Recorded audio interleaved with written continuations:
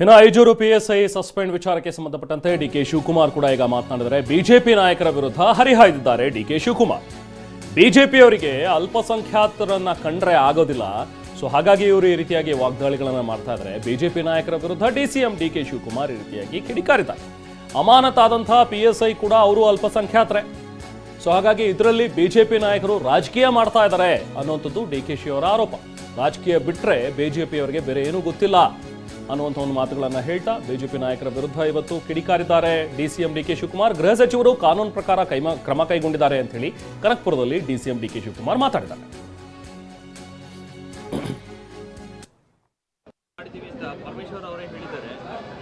ಇಲ್ಲ, ನಾನು ನಿನ್ನೆ ಹೇಳಿದ್ದೀನಿ, ನಮ್ಮ ಶಾಸಕರು ಕೂಡ ನಾನು ಏನು ಅಂತ ವಿಚಾರಿಸಿ ಅವರು ನೀವು ಕಾನೂನು ಪ್ರಕಾರ ಏನು ಬೇಕಾದ್ರೂ ಕ್ರಮ ಕೈಗೊಳ್ಳಿ ಅಂತ ನಮ್ಮ ಶಾಸಕರು ಕೂಡ ಹೇಳಿದ್ರು. ನಾವು ಅಧಿಕಾರಿಗಳಿಗೆ ಹೇಳಿದ್ದೀವಿ, ಇನ್ವೆಸ್ಟಿಗೇಷನ್ ಮಾಡಿ ಯಾರಿಗೂ ಅನ್ಯಾಯ ಆಗಬಾರ್ದು, ಯಾರು ತಪ್ಪು ಮಾಡಿದ್ದಾರೆ ಅದು ಶಿಕ್ಷೆ ಆಗಲಿ, ಏನು ತೊಂದರೆ ಏನಿಲ್ಲ ಅಂತ ನಾವು ಹೇಳಿದ್ದೀವಿ. ಪರಮೇಶ್ವರರು ಕಾನೂನು ರೀತಿ ಕ್ರಮ ಕೈಗೊಳ್ಳಿ ಅಂತ ನಿನ್ನೆ. ನೀವು ಪೋಷಕರಾಗಲು ಕಾಯುತ್ತಿದ್ದೀರಾ? ಚಿಂತಿಸದಿರಿ. ಓಯಾಸಿಸ್ ಫರ್ಟಿಲಿಟಿ 90,000 ದಂಪತಿಗಳ ಜೀವನದಲ್ಲಿ ಸಂತೋಷವನ್ನು ತಂದಿದೆ. 7825893601ಗೆ ಕರೆ ಮಾಡಿ ಅತ್ಯದ್ಭುತ ರಿಯಾಯಿತಿ ಪಡೆಯಿರಿ ಹಾಗೂ ಎಲ್ಲರಿಗೂ ಗುಡ್ ನ್ಯೂಸ್ ಕೊಡಿ.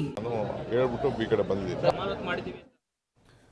ಇದ್ರ ಜೊತೆಗೆ ಈಗ ಮುಖ್ಯಮಂತ್ರಿಗಳು ಕೂಡ ಮಾತನಾಡಿದ್ದಾರೆ. ಪ್ರಮುಖವಾಗಿ PSI ಅಮಾನತು ಪ್ರಕರಣಕ್ಕೆ ಸಂಬಂಧಪಟ್ಟಂತೆ ವಿಧಾನಸಭೆಗೆ ಮುಖ್ಯಮಂತ್ರಿಗಳೇ ಉತ್ತರವನ್ನು ಕೊಟ್ಟಿದ್ದಾರೆ. ಮುಖ್ಯಮಂತ್ರಿಗಳು ಏನು ಮಾತಾಡಿದ್ರು ನೋಡೋಣ ಬನ್ನಿ.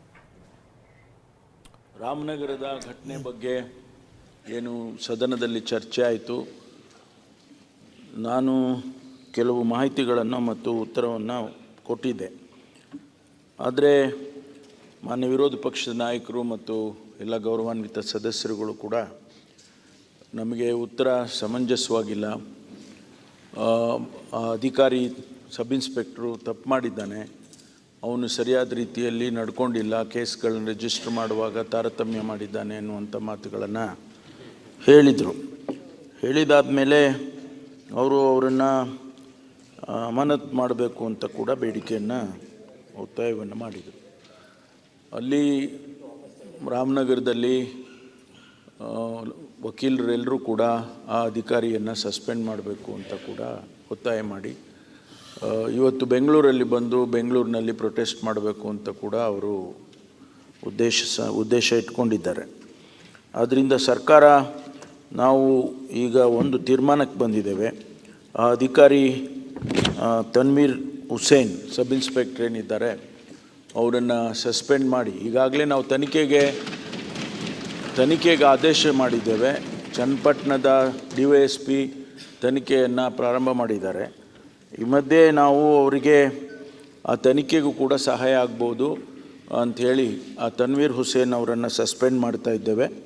ಮತ್ತು ಯಾರು ಇದಕ್ಕೆಲ್ಲ ಕಾರಣಕರ್ತರಾಗಿದ್ದಾರೆ ಚಾಂದ್ ಪಾಷಾ ಅಂತಕ್ಕಂಥ ವಕೀಲರು, ಅವರ ಮೇಲೆ ಕಠಿಣವಾದ ಕ್ರಮವನ್ನು ತಗೊಳ್ತಾ ಇದ್ದೇವೆ. ಯಾಕೆಂದರೆ ಅಲ್ಲಿ ಅವರಿಂದನೇ ಅವರು ಈಸ್ ಆನ್ ಹ್ಯಾಬಿಚುವಲ್ ಅಫೆಂಡರ್, ಅವರು ಹಿಂದೆ ಕೂಡ ಇಂಥ ಘಟನೆಗಳ ಬಗ್ಗೆ ಅವರು ಇನ್ವಾಲ್ವ್ ಆಗಿದ್ದರು ಅಂತಕ್ಕಂಥ ಮಾಹಿತಿ ಕೂಡ ಇದೆ. ಹಾಗಾಗಿ ಅವ್ರ ಬಗ್ಗೆ ಕಠಿಣವಾದ ಕ್ರಮವನ್ನು ತೆಗೆದುಕೊಳ್ತೇವೆ.